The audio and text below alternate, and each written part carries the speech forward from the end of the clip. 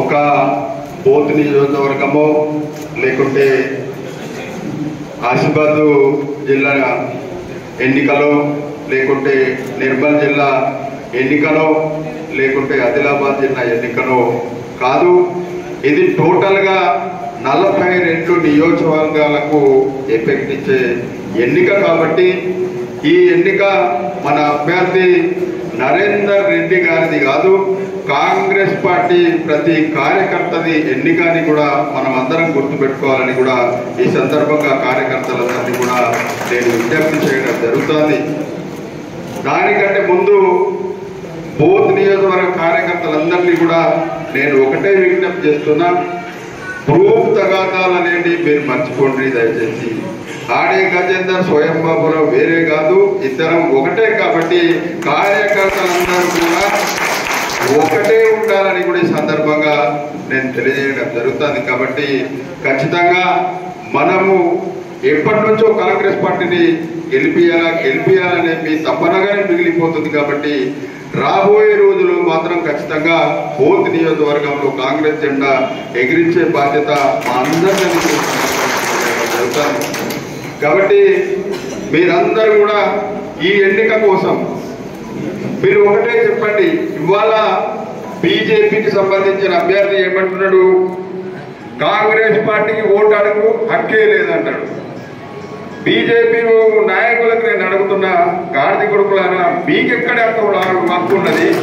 ఎందుకంటే ఇవాళ మీకు సిగ్గు శరమేమైనా బీజేపీ కార్యకర్తలకు నాయకులకు ఉంటే, ఒక ప్రధానమంత్రి నరేంద్ర మోదీ ఈ రాష్ట్రానికి మన ఆదిలాబాద్ జిల్లాకు దేశానికి స్వాతంత్రం వచ్చి 70 సంవత్సరాలు అయితే ఏనాడు కూడా ప్రధానమంత్రి ఈ మన ఆదిలాబాద్ పార్లమెంట్ నియోజకవర్గంలో అధికారంలో ఉండగా రాలే. కానీ ప్రధానమంత్రి నరేంద్ర మోదీ నేను ఎంపీ ఉండగా వచ్చినాక ఆ సభలో నాకు డైరెక్షన్ బీజేపీ వాళ్ళు ఏమి ఇచ్చినారంటే, కేవలం ఏదైనా మీరు మాట్లాడాలనుకుంటే మాట్లాడాల, కానీ ఇక్కడి సమస్యలు మాత్రం మీరు మాట్లాడితే మీ మైకు కట్ అవుతుందని చెప్పిన పార్టీ నాయకులు మీరు ప్రజలకు ఏం చెప్తారని కూడా ఈ సందర్భంగా నేను తెలియజేయడం జరుగుతుంది. కాబట్టి కార్యకర్తలందరూ ఒకటే మీకు నేను విజ్ఞప్తి చేసేది ఏంటంటే, ఇవాళ మన ఎంపీ ఉన్నారు, ఆయన కేవలం ఏదంటే ఎంపీ అంటే ఎంపీ బొమ్మనే, అది వేరేదేం కాదు. ప్రజలకు ఉపయోగపడది, నా కార్యకర్తలకు ఉపయోగపడది, దేనికి ఉపయోగపడది. ఆయన దగ్గర లెటర్ కావాలంటే కూడా మనం 3-4 రోజులు తిరిగితే కానీ మనకు లెటర్ దొరకదు. కాబట్టి ఆయనతోటి ఏమి కాదు. ఇవాళ బీజేపీ నాయకులు ఏ ముఖం పెట్టుకొని ఇలా ఓట్లు అడుగుతున్నారని కూడా సందర్భంగా నేను అడుగుతున్నా. వాస్తవంగా ఆదిలాబాద్ నుంచి ఆర్మూర్ వరకు నేను ఎంపీగా ఉండగానే ఆదిలాబాద్ టు ఆర్మూర్ ఏదైతే రైల్వే ఉన్నదో దానికి ఫైనల్ లొకేషన్ సర్వే అయింది.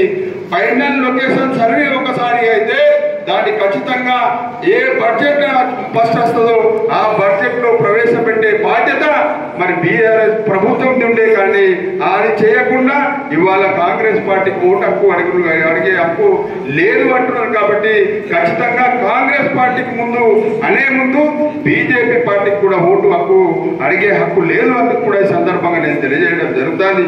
ఇవాళ ఒకవేళ రేపు ఎమ్మెల్సీ గెలిచినా కూడా రేపు ఎవరి దగ్గర పోవాలా? ఈయన ఖచ్చితంగా రేవంత్ రెడ్డి దగ్గరనే పోవాలా. కానీ ఈయన మాత్రం ప్రధానమంత్రి దగ్గర మాత్రం ఈయనకు అపాయింట్మెంట్ దొరకదు. ఒకవేళ దొరికినా ఈయన ఉత్తుగా పోయి కాలు మొక్కో ఏ మొక్కో రావాలే తప్ప ఈయన మన జిల్లాకు మరి కానీ మనకు దీనికి ఉపయోగపడాలి. కాబట్టి ఖచ్చితంగా మనకు అభ్యర్థిని గెలిచిందే ఖచ్చితంగా మన ప్రాంతం అభివృద్ధి అవుతుందని కూడా ఈ సందర్భంగా నేను తెలియజేయడం జరుగుతుంది. అదే రకంగా ఇవాళ తెలంగాణ రాష్ట్రంలో పార్లమెంట్ నియోజకవర్గాల్లో అన్ని నియోజకవర్గాల్లో యూనివర్సిటీ ఉంది. కానీ మన ఆదిలాబాద్ పార్లమెంట్ నియోజకవర్గంలో యూనివర్సిటీ లేదు. అది ఇవ్వాలనుకుంటే బీజేపీ ఎప్పుడే ఇవ్వాలా, కానీ వాడు మాత్రం ఇక్కడ అభివృద్ధికి మాత్రం చెప్పరు. కేవలం ఏంటంటే మాయ మాటలు చెప్పి ఓట్లు అడగటమే తప్ప వేరేది కాదు. ఇంకో విషయం కూడా మీరు అర్థం చేసుకోవాలి. ఈ ప్రాంతంలో అది ఉమ్మడి ఆదిలాబాద్ జిల్లాలో 4 ఎమ్మెల్యేలు గెలిపించడం జరిగింది. 4 ఎమ్మెల్యేలు కల్పిస్తే ఈ ఎమ్మెల్యేలు ఏం చేస్తున్నారు? ప్రజల సమస్యలు ఏమైనా పరిష్కారం చేస్తున్నారా? నిరుద్యోగుల సమస్యలు ఏమైనా పరిష్కారం చేస్తున్నారా? ఉద్యోగుల సమస్యలు ఏమైనా పరిష్కారం చేస్తున్నారా అంటే అది లేదు. కేవలం వీళ్ళ ఆస్తులు వాళ్ళు కూడగట్టడానికి ప్రయత్నం చేస్తున్నారు తప్ప ఏ సమస్యలను కూడా పరిష్కారం చేయడం లేదు. ఇవాళ ఆదిలాబాద్ ఎమ్మెల్యే ఉన్నాడు, ఆయన ఎక్కడ భూమి కబ్జా కనబడితే దాన్ని కబ్జా చేయడానికి ప్రయత్నం చేస్తాడే తప్ప ప్రజల సమస్యలను మాత్రం పరిష్కారం చేయడానికి సిద్ధంగా లేడు అని కూడా ఈ సందర్భంగా నేను తెలియజేయడం జరుగుతుంది. ఇవాళ నిర్మల్ ఎమ్మెల్యే ఉన్నాడు, ఇవాళ ఈ నిర్మల్ ఎమ్మెల్యేకు ఈ దేశంలో అంత పెద్ద పేరు ఎవరికి రాలే. ఇవాళ నిర్మల్ ఎమ్మెల్యేకు బీజేపీ నుంచి గెలిచిన ఈ నిర్మల్ ఎమ్మెల్యేకి ఏం పేరు వచ్చింది? సండే ఎమ్మెల్యేని వచ్చింది. అంటే బీజేపీ ఎంత చెడ్డ నాయకులకు టికెట్లు ఇచ్చి గెలిపించిందో, ఎంత ప్రజలు ఇబ్బంది పడుతున్నారో మీరు ఒకసారి ఆలోచించాలని కూడా ఈ సందర్భంగా నేను తెలియడం జరుగుతుంది. ఇవాళ సిర్పూర్ కాగర్ గారికి సంబంధించిన బీజేపీ ఎమ్మెల్యే ఆయన ఏం మాట్లాడుతున్నాడు అసెంబ్లీలో అంటే సిర్పూర్ కాగర్ను మహారాష్ట్రలో కలుపుతానని మాట్లాడుతున్నాడు. ఈయనకి తెలివి లేకుండా మాట్లాడుతున్నాడా, తెలివిండి మాట్లాడుతున్నాడా తెలియదు. కాబట్టి ఈ విధంగా ప్రజల్ని మోసం చేయడం జరుగుతుంది. కాబట్టి అదే రకంగా ఇవాళ మన మొదలు నుంచి గెలిచినారు అంత ప్రజలందరూ కూడా మొదలు బీజేపీ నుంచి ఎమ్మెల్యే గెలిస్తే మన ప్రాంతానికి ఏమైనా అభివృద్ధి అవుతుందని వాళ్ళు అనుకున్నారు. ఆ ఎమ్మెల్యేకు సగము ఇంగ్లీషు రాదు, సగము హిందీ రాదు, సగం మరాఠీ రాదు, అసలు తెలుగు రానే రాదు. అలాంటి నాయకులను ఇవాళ బీజేపీలో గెలిస్తే ఇవాళ ఈ మన ఎమ్మెల్సీ బీజేపీ అభ్యర్థి వీళ్ళందరికంటే అధ్వానంగా ఉన్నాడు. కాబట్టి దీన్ని మీరందరూ కూడా ప్రచారం చేసి ఖచ్చితంగా ఏదన్నా కానీ న్యాయం జరుగుతుంది అంటే మన కాంగ్రెస్ పార్టీ అభ్యర్థితో గెలిపిస్తేనే న్యాయం జరుగుతుంది తప్ప వేరేది కాదని మీరు ఖచ్చితంగా చెప్పి మన అభ్యర్థిని గెలిపిస్తేనే ఖచ్చితంగా మనకు కూడా భవిష్యత్తు ఉన్నది. రాబోయే రోజులలో స్థానిక ఎన్నికలు ఏవైతున్నాయో దానికి ఖచ్చితంగా మనకు ఎఫెక్ట్ పడద్దు. అంటే మనం అందరం కూడా ఖచ్చితంగా అందరం కూడా ఇవాళ ఎందుకు బయటపడ్డారు? ఉద్యోగస్తులకు 20 తారీఖు దాకా ఉద్యోగాలు జీతం ఇవ్వాలి. మా గన్మేలు ఉంటారు నా దగ్గర కూడా, మీ జీతం వచ్చిందా అంటే ప్రభుత్వం అప్పుడు బీఆర్ఎస్ ప్రభుత్వం ఉన్నప్పుడు 20-30 తారీఖు దాకా వాళ్ళకి జీతమే రాకపోతుండే. అది వాళ్ళు తీసుకోరా, అది బరాబర్ తీసుకుంటుంటే ఉద్యోగస్తులందరూ కూడా బరాబర్ వాళ్ళ కసి తీసుకోవడానికి సిద్ధంగా ఉండే.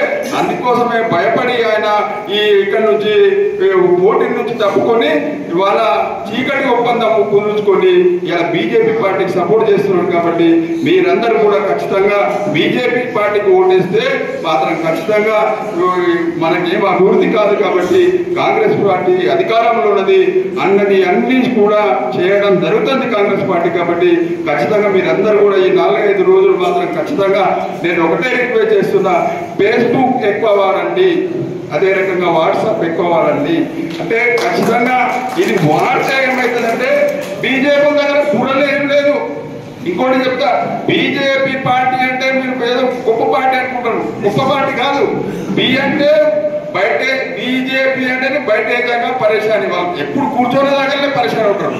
కానీ దాన్ని ఏంటంటే కూర్చొని దాకానే పరేషాన్ చేస్తారు. ఆ పరేషాన్ ఎట్లా చేస్తారంటే ఇదే వాట్సాప్ ఫేస్బుక్.